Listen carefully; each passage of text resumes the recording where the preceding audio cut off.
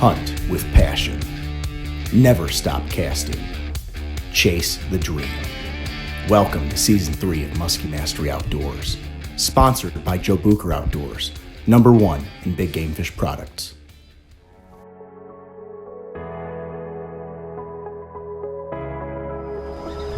Coming to the shore lunch. We're gonna keep this one for the frying pan. On either side of the spine, you have what are called Y bones. You're pushing on those Y bones. And then you're gonna transfer this right over your breading. Once they're golden brown, you take them out and let them cool down and eat. As you can see, the finished product over here looks pretty darn good.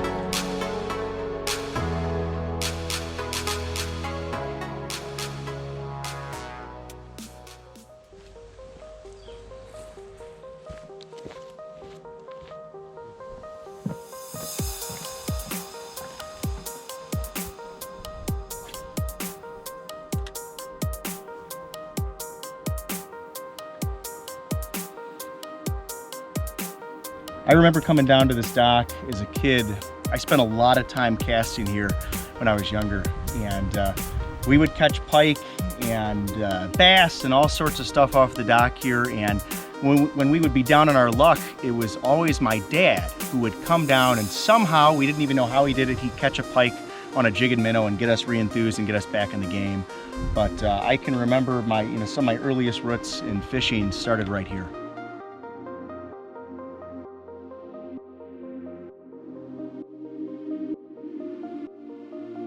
Guys, today we're kind of going back in time. It's a special episode. We are going to go chase northern pike and do a shore lunch cookout in a secluded area. And it's going to be dead reeds, spinnerbait fishing. It's early season here in northern Wisconsin. The goal is to catch our lunch. Come with me today, join us on this journey, and let's get after it.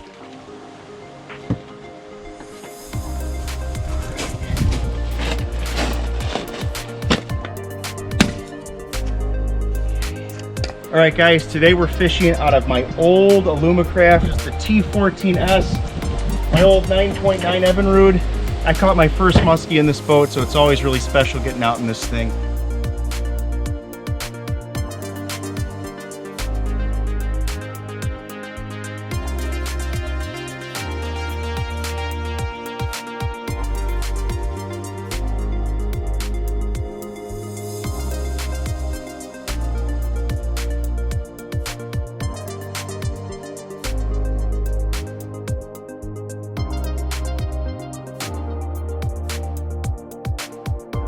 Fishing out of my old aluminum rowboat brings back fond memories of my childhood days when I was just learning how to fish and explore new waters on my own.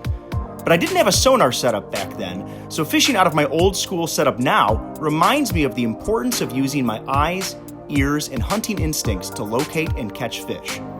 With a cooler spring holding water temperatures in the low to mid-60s late into June, I turn to the North Bay and target dead bulrush that are loaded with juvenile perch and various minnow species.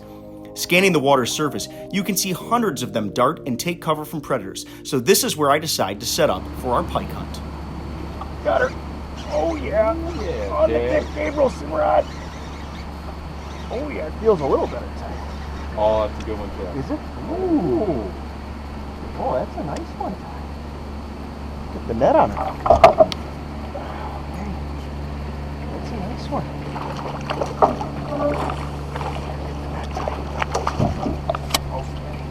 Here she comes. And we got her touchdown, man. Dude, great job. Boom.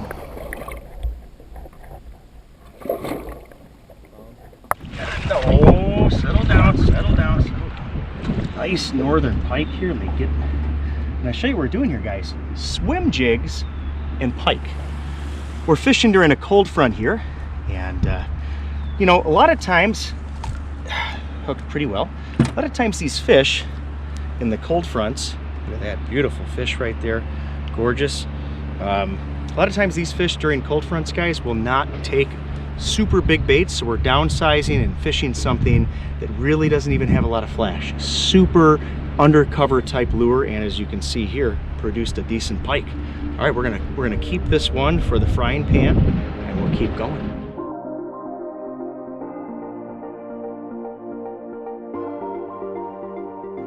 Guys, I want to talk to you about some of the keys that are leading to our success here. First of all, we're fishing the North Bay. It's early June, but we've had a real late spring, so water temperatures are cold. Go to the north parts of your lake to find the most active predators. Sure, you can find them on the south end of the lake, there's no doubt, but to find the active fish, and most of them or more of them, go north. And that really leads into three of the keys here for success. That's the heat component that you need. You need warm water early in the season. North and east will be your warmest parts of the lake, generally speaking. You need cover. Behind me, you can see here, and we'll give you a close-up in just a second, dead reeds. They're darker in color, they're absorbing the sun, and they're heating up that surrounding area. And then the third component, bait fish. All up in here, we've got juvenile perch, real small minnows, perch, and even frogs, all kinds of stuff. I was thinking today, what does this replicate, the swim jig? This lure is just tops. If you're talking about what can you throw in heavy cover and get it through without any problems, swim jig's probably number one.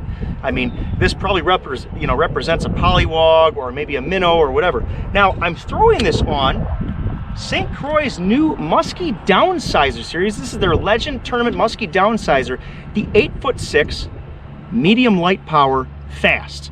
This rod is probably, it's just, I got a small medium-sized bait caster here, 65-pound test beast braid. I'm using lighter line on this downsizer setup. And no leader here for the pike. If we run into a big one, we're kind of taking our chances here. Because we've got a cold front, I'm not using a lot of hardware.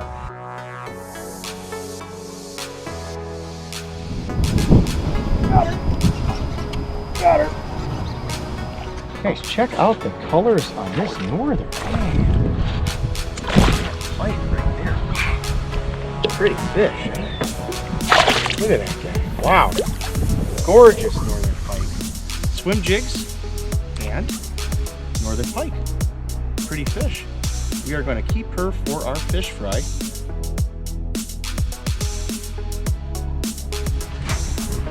All right, Ty, let's go. Look at those bad boys. Wow. All right, let's go fillet them up.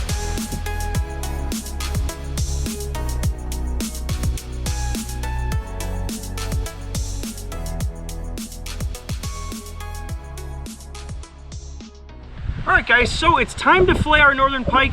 The first thing we need to do though is make sure our knife is sharp. This is going to ensure that you make good quality cuts and that you don't hurt yourself. You can get something real cheap here, a little sharpening stone, a couple quick glances on this, and you're ready to go. Okay, now, look at this big bad old northern pike. People, for years I run into here in the guiding world, think these fish are crummy because they're slimy and they're full of bones. Well, I'm going to show you here how to fillet this pike and make sure you don't get any bones in your fillets. First thing you do is start behind the head, make your incision here, and go right down to the spine. Now, if you look closely, you might be able to see that spine, but it's more something that you can feel. I feel that I can't cut down any further without going through that bone. Now, I just take my knife and I cut right along that spine until I get to the tail here and come right up. This is a really good piece of meat that doesn't have any Y bones in it. We're going to show you what I would do with that in a second. Now, when you're looking at the pike here, it's important to note a couple things. You've got the spine, which you can see here has some blood still running through it, and that's running right down the middle. And on either side of the spine, you have what are called Y bones. The Y bones, guys, are the thing that you want to get rid of when you're filleting this fish. So, to do that, what you're going to do is just insert your knife. See, here's the spine, here's the Y bones. You're going to put your knife between the Y bone and the scales, the outer skin there. And you're just going to start real slow, make your incision, and just feel your way along there. And I'm pushing, see how the flex in my knife there? I'm pushing along until I kind of hit this back area here. Okay, so now again, I'm gonna start that beginning up again because I didn't really get a good cut there. There we go. And what I do now, clean it up a touch. Okay, and I like to make a cut right here, come out the back, and there we go. You just cut right down the side there. And there, guys, is a boneless fillet. Boneless fillet right there. And you do the same thing on the other side here. If you come around me, you'll see I like to start right here, right above those Y bones there. And you're just pushing along, you're pushing on those Y bones. And then you can come in here, clean up. You see, these are the Y bones here, guys, right there. That's what you're not keeping in your fillet. That's what's gonna make these pikes so delicious and enjoyable to eat. Right like that. See how sharp that knife is? It just slices right through. It's another boneless fillet right there. Now, you've still got some really good meat to go have on this pike. So what I'll do here now is cut in just a touch till you get to the butt there, I guess I'll call it, and cut right along that spine until you get to the end of the tail. Keep that meat here, because what you're gonna do is flip it, and you're gonna use that to help you take that fillet right off. Now this one is boneless and ready to go into the tank, okay? And you do that on the other side here, okay? Cut right in here, right like that. And I'm gonna flip this over, and there's another boneless piece of meat right there. Okay. And there you go. And this goes to the gut pile. Okay, now for taking the hide off these, pretty simple process. What I like to use is a fork, okay? The fork is really important because it just keeps my hands from slipping. As you can see here, that fork just holds the skin there as I go right along. You see the flex that I'm putting in my knife. It's really important. And that right there, guys, is a boneless fillet. Okay? Do the same with this one. Okay? So you just flex that knife and just work it along. There you go. There's another one. Now, when you get to the back, pretty much the same process, okay? I do one special thing with the back, and that is to remove that piece that has the spine on it. It's a pretty simple process. See it running right down the middle here. You can't keep this in if you want, but I've always taken it out. It's just my personal preference, and you can decide once you catch yours what you want to do. So there's one. You just do the same on the next side here. There we go. A mosquito there. There you go, right like that. Now, so that I discard. And on these guys, what I like to do is sometimes just cut them right down the middle like that. And there you go. All right, guys, so now that we've got all of our pike filleted here, and this is quite a bit, we're gonna be having this for lunch and dinner. It's time to kind of clean it up here. So what I like to do is put it, at least when you're here on a campsite or in the wilderness, just kind of put some water in a pot here and mix it up. So you're gonna just kind of try to clean some of that blood off, clean some of those scales off of it. And you can tell in our original pot here, which I'm gonna dump out, that's all the kind of the junk you don't want, okay? So we're gonna get rid of that. And just stir it up in here. Try to kind of clean those fillets up. And then you can put them back, in. I try to get the water off of them, okay? Put them back into this pot here. So once you kind of cleaned them up a touch, get that water off, okay? And then we'll go to the next phase of our operation. We've cleaned up the fillets, and we are ready now to do the breading process. Pretty easy. Get some eggs here, and what we're gonna do, crack the egg. I actually get a couple eggs here just to show you, and then we're gonna really get to work. Crack a couple eggs, put them right in there. And you're going to, here's my clean fork here, you're just gonna mix those up like so, okay? There we go. Then what you're gonna do, actually, you're just gonna take a fillet here. I'll take a small one just to kind of show you the idea here. You're just gonna kind of get it all in that egg yolk there. And then you're gonna transfer this right over to your breading. Now, what kind of breading?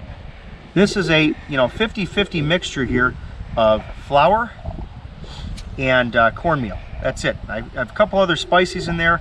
And now this is your breaded pike fillet, and that's going to go right into the grease. We're going to show you that in just a second. All right, guys. So now that we've got all of our fish battered up and ready to go, you're going to see here, we're going to start this fire making process. Now, the key is to make a little bit of a log cabin style in the fire here. Okay? And as I build it, my goal is to put some of this kindling that I collected right in the middle of it. Okay, I'm going to put that, you see, right, actually I'm going to break this 2 times. Okay, I'm going to put some right in the middle here. We're going to build our fire right around this stuff.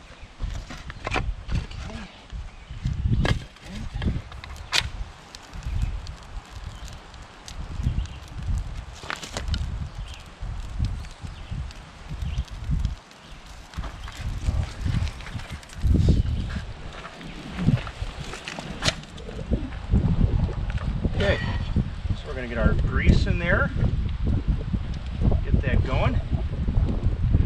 All right, guys, and this is the most exciting part of the whole deal. See, that guy's nice and golden brown. He is ready to go. We're going to put him over here, and we're going to get these other guys going. Once they're golden brown, you take them out and let them cool down and eat. Simple as that.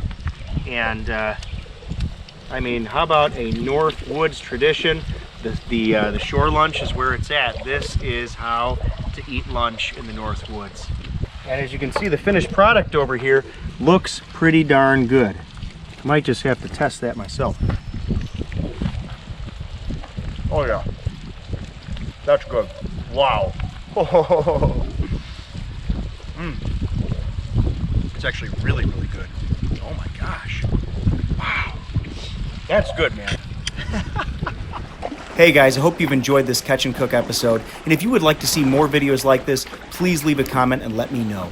I'm looking forward to bringing you the next segment in Season 3, and as always, thanks for watching.